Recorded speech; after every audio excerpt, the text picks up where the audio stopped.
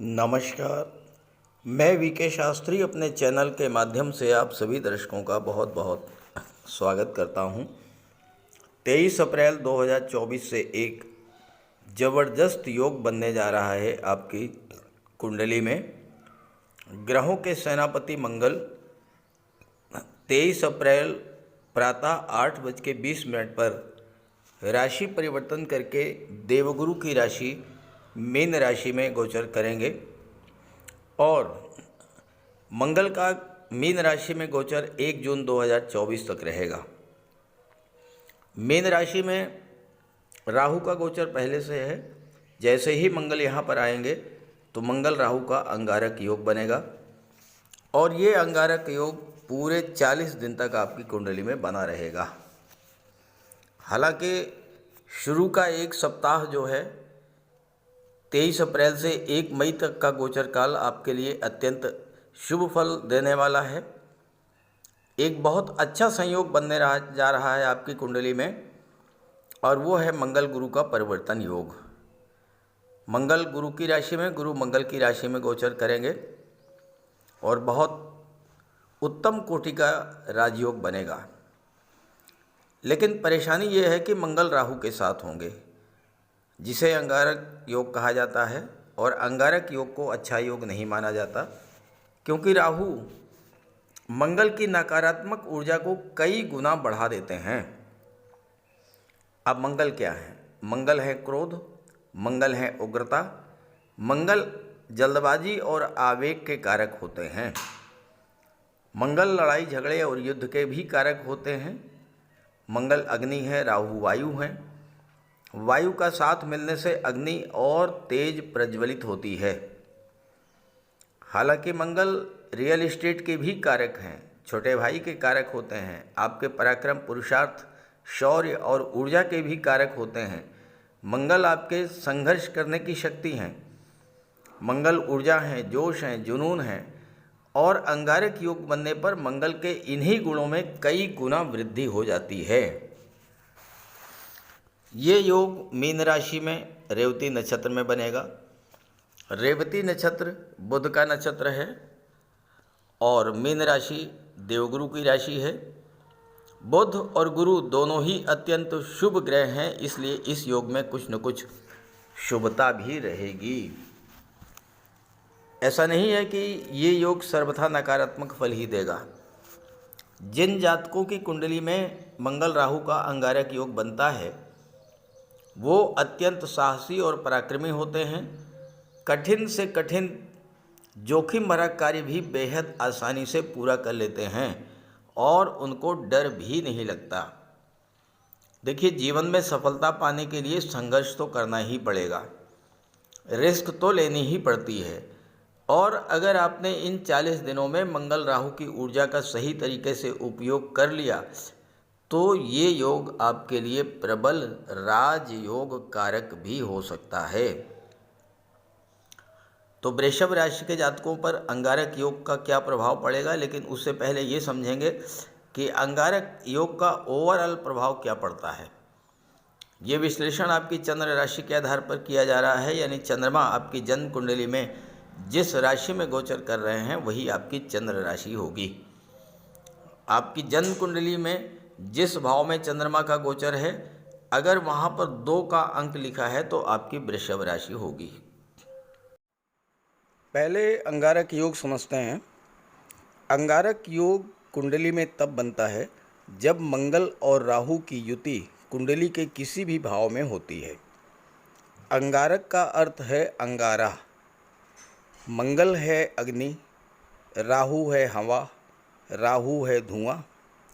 अग्नि और वायु के मेल से बनता है अंगारा।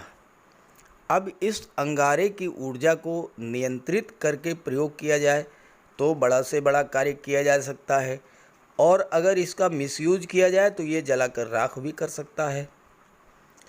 अंगारक योग बनने पर व्यक्ति में असीम ऊर्जा का प्रवाह होता है और व्यक्ति बिना रुके, बिना थके अपना कार्य करता जाता है, क्योंकि मंगल है साहस, पराक्रम और ऊर्जा।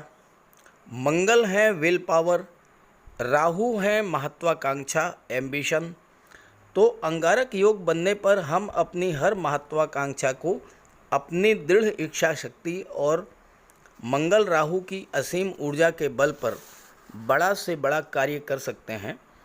ऐसे कार्य जो पहले असंभव लगते थे वह भी इस योग के बनने पर किए जाते हैं। लेकिन इसका नेगेटिव पहलू भी है। मंगल राहु की युति बनने पर क्रोध बढ़ता है, उग्रता बढ़ती है और कभी कभी जल्दबाजी हड़बड़ी में गलत फैसले भी हो जाते हैं। छोटी छोटी बातों को बहुत अधिक तूल दे देते हैं। ख़ास करके फैमिली लाइफ में, लव लाइफ में या पार्टनरशिप के लिए, पारिवारिक संबंधों के लिए, रिश्तों की दृष्टि से ये अंगारक योग बहुत ही घातक होता है। संबंधों को ख़राब कर देता है, कटुता बढ़ जाती है और जल्दबाजी में कभी कभी ऐसा फैसला हो जाता है जो जीवन भर नुकसान देता रहता है। तो इसके लिए आप मंगल और राहु का उपाय करते रहें। चलिए अब बात करते हैं अलग अलग राशियों पर इसके प्रभाव के बारे में। तो ये है वृषभ राशि के जातकों की कुंडली। मंगल आपकी कुंडली में सप्तम भाव के और विदेश भाव के स्वामी होकर के लाभ के भाव में गोचर कर रहे हैं। हालांकि मंगल आपके लिए कारक नहीं है, सातवें भाव के स्वामी हैं। सातवां भाव मारक भाव होता है और मंगल की चौथी दृष्टि दूसरे भाव पर पड़ रही है। दूसरा भाव भी मारक भाव है। इसलिए इन 40 दिनों में आपको बहुत ज़्यादा सावधानी बरतनी होगी। लेकिन 11वें भाव में मंगल भी बहुत अच्छा फल देते हैं और 11वें भाव में राहु भी बहुत अच्छा फल देते हैं। तो 11वें भाव में मंगल आपको हर तरह का लाभ प्रदान करेंगे और राहु से ज़्यादा धन तो कोई दे ही नहीं सकता है। तो मंगल और राहु आपको धन तो प्रदान करेंगे, लेकिन 11वें भाव से संबंधित चीज़ों का आपको विशेष लाभ, विशेष ध्यान रखना होगा। मंगल 12वें के स्वामी होकर के लाभ के भाव में गोचर कर रहे हैं, तो विदेश संबंधी हर कार्य से आपको लाभ प्राप्त होगा। 23 अप्रैल से 1 मई के बीच एक अत्यंत उच्च कोटि का राजयोग बन रहा है, गुरु और मंगल का परिवर्तन योग। गुरु मंगल की राशि मेष राशि में है और मंगल गुरु की राशि मीन राशि में है। मंगल गुरु का परिवर्तन योग बन रहा है, 11वें और 12वें भाव का परिवर्तन हो रहा है। तो 11वें और 12वें भाव के सभी शुभ फल आपको मिलेंगे। विदेश संबंधी हर कार्य से आपको लाभ मिलेगा। 12वां भाव अस्पताल का होता है। मंगल मेडिकल और सर्जरी के कारक होते हैं। जो जातक मेडिकल या सर्जरी की फील्ड से जुड़े हैं, गेम्स या स्पोर्ट्स के क्षेत्र से जुड़े हुए हैं, उनके लिए ये समय विशेष महत्वपूर्ण रहेगा। मंगल धन भाव के स्वामी हैं, अचानक से धन लाभ करा देंगे, धन का भंडार भरेंगे। और इस समय अगर आपने प्रयास किया तो किसी पुराने कोर्ट कचहरी के मैटर से या कर्ज से भी आपको राहत मिल सकती है।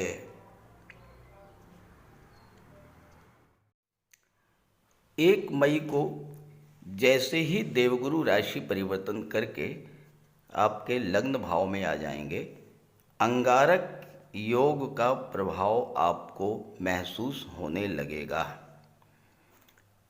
1 मई के बाद और 1 जून तक, विशेष करके 16 मई से 21 मई के बीच, जब राहु मंगल एक दूसरे के बहुत ही नज़दीक होंगे, धन संबंधी मामलों को बहुत ध्यान से हैंडल कीजिएगा। मंगल की दृष्टि 6ठे भाव पर पड़ेगी। किसी को भी भूल करके भी कर्ज मत दीजिएगा, पैसा आपको फंस जाएगा। किसी से पैसा लेना है तो बहुत ही पोलाइट वे में, बहुत ही शांति से बात करेंगे तो पैसा मिल जाएगा। अगर क्रोध और उग्रता का प्रदर्शन किया तो पैसा नहीं मिल पाएगा, पैसा आपका फंस जाएगा। पंचम पर राहु और मंगल दोनों की दृष्टि है। पंचम भाव शेयर, सट्टा, लॉटरी से लाभ को दर्शाता है, लेकिन इस समय शेयर मार्केट में कोई निवेश करने से पहले 100 बार सोचिएगा। जल्दबाजी में कोई निवेश मत कीजिएगा, नुकसान हो सकता है।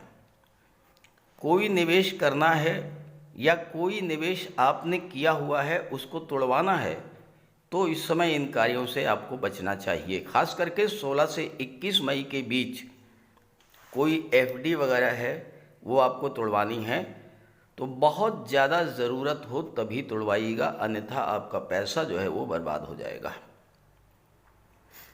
दूसरे भाव पर मंगल की दृष्टि है। दूसरा भाव वाणी का होता है।